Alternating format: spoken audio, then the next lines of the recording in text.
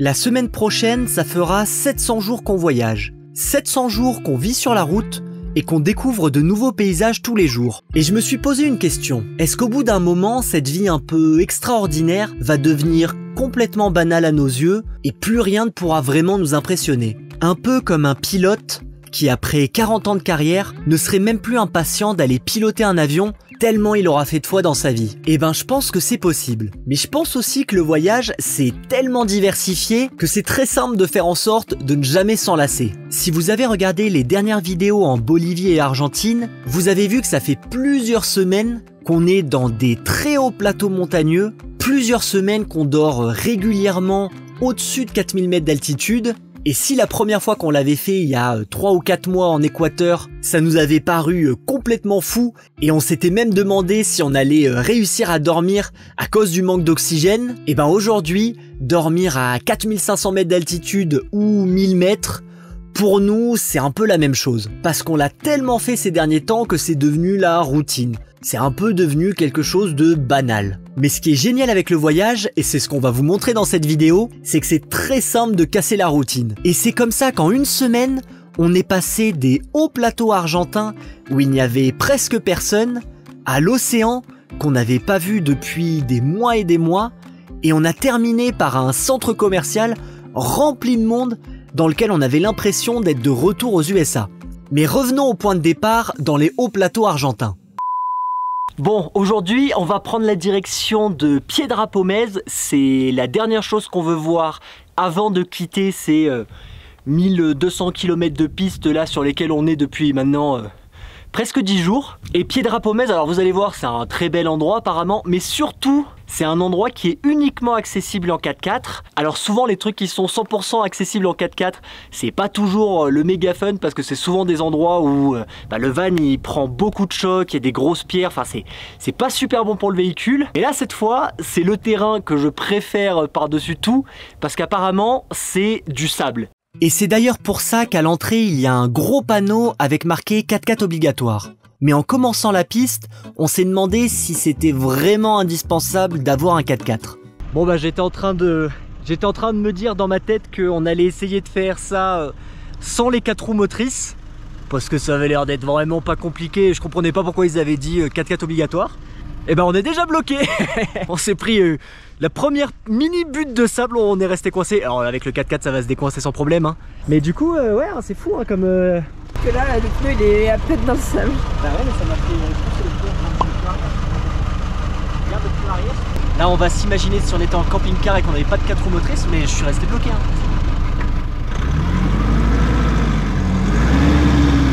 Ah non ça va.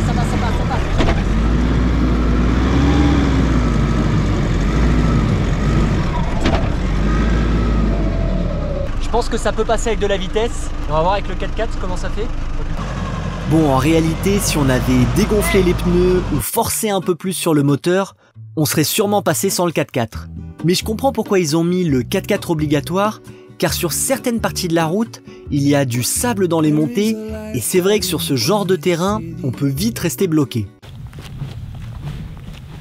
Bon alors, Ambrine, comment tu trouves ça? C'est super joli. Je pensais pas que ça allait être aussi grand. Non, c'est vraiment très beau ce désert avec toutes ces roches un peu blanches beige. Vraiment comme ça, je pense que c'est la première fois qu'on voit un paysage comme ça. Et c'est ça qui est fou dans le voyage, c'est que même après 700 jours sur la route, on peut encore trouver des paysages qu'on n'avait jamais vus auparavant. Qu'est-ce que tu viens de découvrir, Ambrine? Les roches elles sont hyper légères. Je pense que c'est de la roche volcanique et ça fait du bruit. Putain, c'est fou le bruit. C'est creux. Ouais. Et par exemple cette grosse roche, t'arrives à la soulever, tu penses? Ou elle est lourde quand même? Non, elle est lourde quand même. T'arriveras pas à la soulever. J'ai mal au dos. Oh, j'ai flippé, il y a des grosses fissures hein. Ah ouais? Ouais. Là il y a une énorme fissure, on dirait que tout ça, ça va partir. Et regardez, c'est impressionnant parce que tous les gros blocs là, ils sont tout fissurés. Tout ça c'est fissuré. Et quand on voit le bruit que ça faisait quand Ambrine elle tapait avec ses cailloux, on voit que c'est pas non plus... il doit y avoir beaucoup d'air à l'intérieur, c'est pas très solide. Donc parfois tu montes sur un bloc et tu te dis, punaise, j'espère que mon petit poids va pas le faire casser. Là il y a une belle fissure sur le sol. qui vient hop hop hop, qui remonte, ah ouais carrément, et qui coupe en deux. C'est dingue, regarde Ambrine. Mais ouais, mais ça suit vraiment, genre ça fait vraiment une ligne et ça vient couper le rocher là-bas. Bon regardez, on sent qu'on s'est rapproché de la civilisation là et qu'on n'est plus très loin de petites villes un peu touristiques, parce que quand on est arrivé ici à je sais plus 9h ou 10h du matin, il n'y avait personne, on était le seul pick-up, non il y avait un pick-up sur le parking, donc on était deux à être dans cet endroit, et là 40 minutes plus tard, regardez ça. Attention, nous ne sommes plus vraiment seuls là, on peut dire. Oh là là, mais c'est la folie. Regardez ça, il doit y avoir une vingtaine de pick-up là, de tour opérateurs. Et là du coup il y a plein de gens, ils ont fait ce qu'on appelle communément un lâcher de touristes. Regardez ça, c'est ouf. On était seuls, on a été seuls quasiment pendant une demi-heure là-dedans. Et là il y a une centaine de touristes maintenant. Bon, on est des touristes nous aussi, hein. Mais là c'est un beau lâcher de touristes qui a été réalisé sous nos yeux. On a ensuite repris la route. Cette fois au niveau du passage avec le sable, on y allait sans le 4x4 avec plus de vitesse et c'est passé sans problème. Et on a pris la direction d'un endroit un peu plus relaxant. Bon, et après je crois plus de 10 jours à être sur cette piste là plein de sable qui tape, on finit ce méga off-road en beauté, parce que là il y a la nuit qui tombe, on va dormir ici, donc c'est un très bel endroit, mais surtout c'est un endroit très connu parce qu'il y a des thermes, et du coup en gros il y a 3 piscines, une grande, une moyenne et une petite, et du coup la plus grande, celle dans laquelle on est là actuellement, elle est à 38, après la moyenne elle est à 40, et la plus petite, celle dans laquelle on va aller après, elle est à 42. Et combien on a payé pour ça? Un peu moins de 10 €. Ouais, un peu moins de 10 €, sachant que du coup il y a les douches, toilettes, et nous on peut dormir sur le parking. Donc ça va, c'est quand même 10 € plutôt bien dépensés. Bon, on est le matin, on a quitté nos thermes, et voilà pourquoi en Amérique du Sud il faut pas toujours écouter son GPS, parce que là regardez par où il veut nous faire passer. Alors on s'en rend pas compte, hein, mais c'est des méga rochers là. On est haut, hein, mais là non, on passe pas. Là je pense que ce rocher là, il viendrait exploser le dessous du van. Donc non, en fait on a regardé sur le GPS, mais il fallait qu'on prenne une autre route avant. Là je pense qu'un vrai 4x4 très surélevé il passe, mais nous on passe pas là. La rivière c'est dommage, hein, il n'y a rien sur la rivière. La rivière est normale. Mais là le terrain pour passer... Donc non, bah, c'est pas grave, on va faire demi-tour. Et j'espère que l'autre route elle sera en un petit peu meilleur état, parce que je suis pas trop chaud de passer par là. Et effectivement, quelques kilomètres avant, il y avait un pont pour traverser la rivière. Pendant les jours qui ont suivi, on a principalement roulé car on a décidé de passer la frontière avec le Chili pour rejoindre l'océan. Bon, on se retrouve après plusieurs jours, hein. Là, le dernier plan qu'on a fait quand on se baignait dans les piscines naturelles, c'était il y a 3 jours à peu près. Là, on est dans une zone quand même assez spéciale, parce que on vient de quitter l'Argentine, donc on a annulé notre TIP, on a annulé notre visa en Argentine, on est rentré au Chili, sauf qu'en fait la douane du Chili, eh ben, elle est à 100 km. C'est-à-dire que là en fait on a 100 km où on est concrètement un peu sans papier, et entre ces 100 km il y a des petites choses à faire, dont ça, cette magnifique laguna qui s'appelle la Laguna Verde. Et alors on est un peu déçus parce qu'en fait on avait surtout lu que ici il y avait des encore, alors vous allez dire qu'on fait que ça, hein, mais il y avait encore des bains thermaux. Il y en a un là-bas, mais en fait il est froid. Sinon il y en a un ici, lui il fume quand même un petit peu. Il fume quand même un petit peu, mais alors déjà il y a quasiment pas de profondeur. Et Ambrine, oh il est chaud quand même. Wow. Ah si, il est chaud Ambrine, hein, tu t'en rends pas compte je pense. Ah ouais? Ouais. Est-ce que tu vas te baigner ici Ambrine? Je pense pas. Ah ouais, tu te baignes pas? Il y a beaucoup de monde. Hein? Il y a beaucoup de monde. Toi tu vas te baigner? Bah, si tu te baignes, je me baigne. C'est un bel endroit pour se baigner je trouve. Ah bon, on peut se baigner même là si tu veux. Ah ouais? Ah, c'est brûlant là.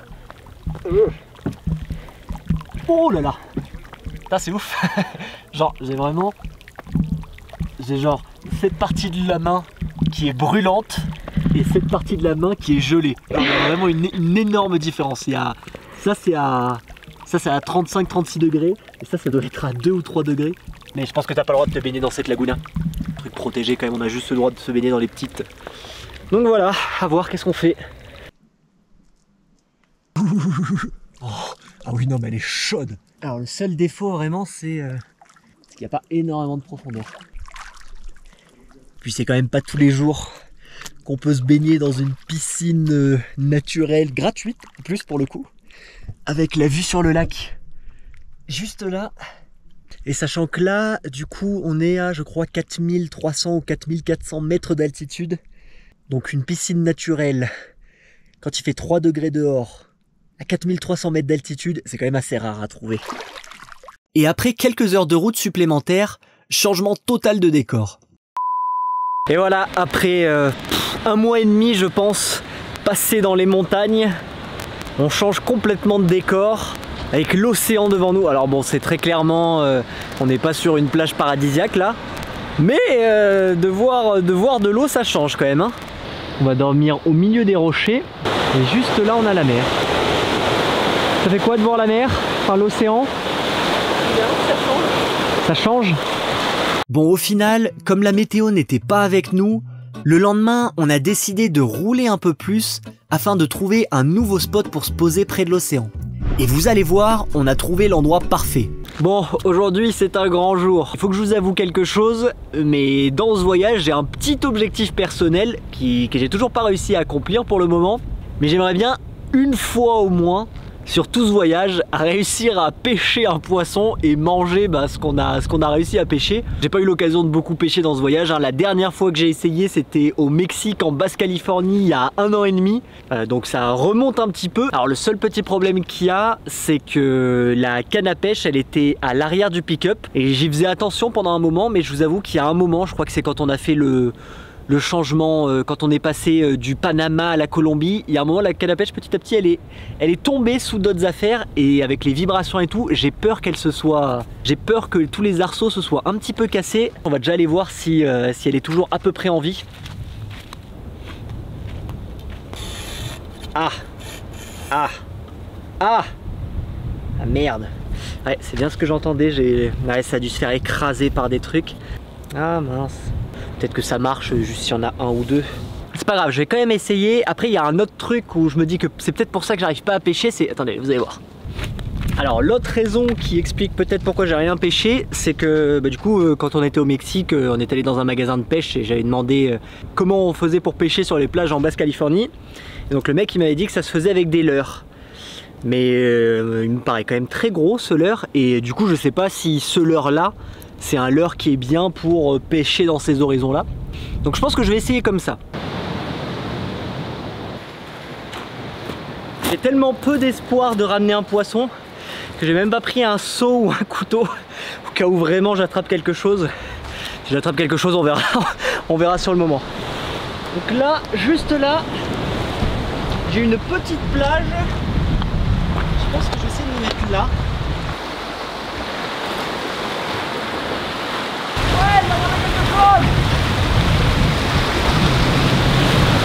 Comme prévu, la première fois que j'attrape quelque chose, c'est des algues. Il y a beaucoup trop d'algues ici. Je vais essayer d'aller plus sur les rochers là-bas. Alors je vais pas ramener la grosse caméra par contre. Bon allez, je suis reparti. Bon, cette fois j'ai la GoPro, donc le son sera un petit peu moins bon. J'ai aussi pris un couteau cette fois. Je me dis que il y a peu de chances que j'attrape un poisson. Par contre que je coince le leurre quelque part et que je sois obligé de couper la corde, ça c'est une possibilité. Juste là d'ailleurs, on vous a même pas montré, mais on a un petit phare. Alors très marrant, petit phare, parce que du coup ça veut dire que le soir, quand vous allez faire votre petit pipi dehors dans la nuit, et ben toutes les 2 secondes vous êtes éclairé par le phare, donc ça surprend un peu au début. Et là j'avais vu qu'il y avait des rochers. Ah mais est-ce que je peux vraiment y aller en fait? Ah non, là ça doit être bien, là il y a un petit chemin. Ah punaise, il y a encore des rochers et des algues. Bon, je pense que je vais essayer de me mettre là. Alors il y a encore un peu des algues et autres, mais je devrais moins m'en prendre normalement quand même. Donc on va faire quelques petits essais. Il faut juste que je vise droit devant, parce que là il y a des algues, là il y a des rochers. Alors faut pas que je me loupe quand je vise.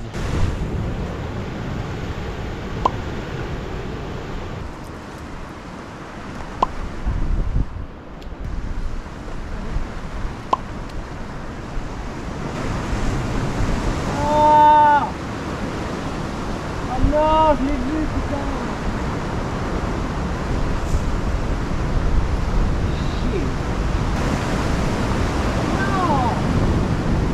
Bon bah comme prévu, il y a le leurre qui s'est accroché à un amas d'algues et là, je sais pas, ça fait 5 minutes que je tire et il est bien coincé. Il est juste sur le rocher qu'il y a là en plus là.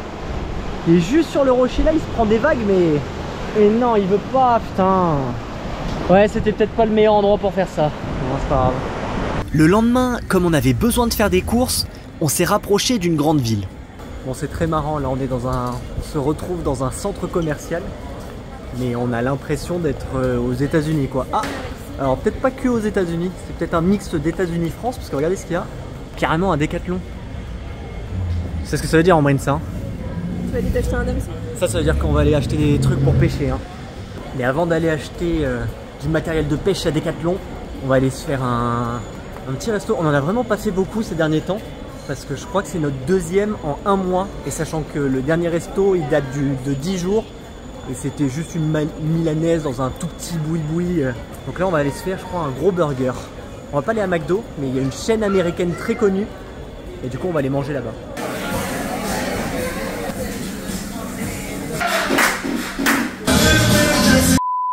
Déception, on est dans un Décathlon qui est littéralement à 1 km de l'océan et il n'y a même pas un rayon pêche. En marine, il n'y a pas de rayon pêche je crois. Bah non. Bah ouais je sais, c'est exactement ce que je viens de dire. Mais non, je crois pas. Demande.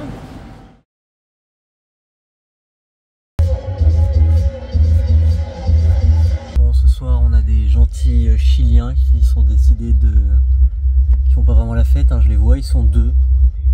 Et ils sont en train de voir à quel point leur voiture peut faire du bruit. Et il est 2 h du matin. One eternity later. Bon, victoire, ils se sont barrés. Ils seront quand même restés, en moyenne, tu disais, 1h30 à mettre la musique. Ça tremblait comme pas possible. Ouais. Sachant qu'ils savaient qu'on était là, hein, ils se sont vraiment genre collés à nous. Moi, ils m'ont vu plusieurs fois sortir la tête pour voir ce qui se passait. Alors c'est un peu là, peut-être la culture de la musique à fond, mais là, il est quelle heure? Il est 3h30 du matin maintenant. Voilà. Ils viennent de partir, donc bonne nouvelle, mais au moins c'est une bonne leçon à savoir. Au Chili, dormir près des villes, dans des spots un peu trop accessibles, peut-être pas la meilleure idée du monde, parce que bon, d'après moi, c'est peut-être coutume de venir mettre la musique à fond le soir, très tard dans la nuit. Sachant qu'on est quel jour là? On n'est pas du tout le week-end, on est mercredi. Ouais. Donc ouais. Bon allez, maintenant on va se recoucher. Hein. Bon, après la nuit de l'enfer, on se réveille et les galères continuent parce que notre bouteille de gaz est vide. En plus on a fait les courses hier, donc on a le frigo plein de nourriture. Et ce qui nous embête le plus dans cette histoire, c'est qu'en réalité la bouteille de gaz, on l'a remplie il y a 20 jours. Ça veut dire que le mec, depuis qu'il a réparé notre frigo, je sais pas ce qu'il a fait, mais je pense qu'il a surboosté notre frigo. Et du coup notre frigo il doit consommer 2 fois plus de gaz que normalement. Parce qu'en règle générale, quand on a la bouteille pleine, si on n'utilise pas d'eau chaude pour se doucher ou autre et qu'on fait juste à manger plus frigo, c'est censé tenir plus d'1 mois. Et là on tient 20 jours. Donc ouais, relou. Surtout qu'au Chili c'est très compliqué de remplir les bouteilles de gaz apparemment. Donc là on va essayer de voir quelque chose. Il y a des gens, il y a 4 ans, ils auraient apparemment réussi à le faire. Mais ouais, un peu relou là, franchement relou. Bon, on a trouvé, enfin on espère avoir trouvé une entreprise qui va nous recharger la bouteille. Parce que sur les commentaires à Overlander, il y en a qui disaient parfois ils veulent pas. Donc nous on est tombé sur un monsieur qui nous a dit on est en réunion, donc je prends la bouteille et dans 1 heure je vous dis si on peut recharger votre bouteille ou pas. Donc du coup ça fait une demi-heure qu'on attend. Mais qu'est-ce qu'on a trouvé Andrine? Juste là de l'autre côté de la route, il y avait une énorme boulangerie. Quoi, boulangerie ou pâtisserie? Pâtisserie, une énorme pâtisserie. Et regardez ce qu'on a pris. Il y avait vraiment plein de choix. Et ils vendaient. En vrai, ils sont vraiment gros. Hein. C'est trop. Ah, c'est trop bien. Si tu le finis pas, je t'aiderai. Et c'est des croissants au Nutella. Je sais pas comment on va manger ça sans s'en foutre de partout, mais bon. Voilà. Au moins, là, on doit encore attendre, mais on a nos croissants au Nutella pour attendre. Donc ça va. Bon, c'est bon. On a récupéré la bouteille de gaz. On s'en sort bien quand même là. Parce qu'on était juste à 20 minutes de cette ville. Mais après cette ville, le prochain endroit où on aurait pu recharger du gaz, c'était à Santiago peut-être. Et c'est à 5 heures de route. Donc bon, je maintiens quand même qu'en Amérique, je pense qu'un frigo électrique, c'est plus pratique. D'avoir un frigo gaz, toujours devoir recharger. On a ensuite repris la route en direction d'une plage bien isolée pour passer le week-end, sans avoir peur que quelqu'un décide de venir se mettre à côté de nous avec la musique à fond. Bon c'est bon, je pense qu'on s'est trouvé un très bel endroit pour passer la nuit. On a la plage qui est vraiment juste là. Et nous du coup on est parti pour rester ici quelques jours. On va arrêter la vidéo ici. Prochaine vidéo, direction Santiago. On va faire un concept un peu particulier d'ailleurs, vous allez voir. Mais vous verrez ça dans la prochaine vidéo. Merci d'avoir regardé, n'oubliez pas le petit commentaire. Et à la prochaine vidéo, ciao. Et regardez ça, on a un super coucher de soleil là.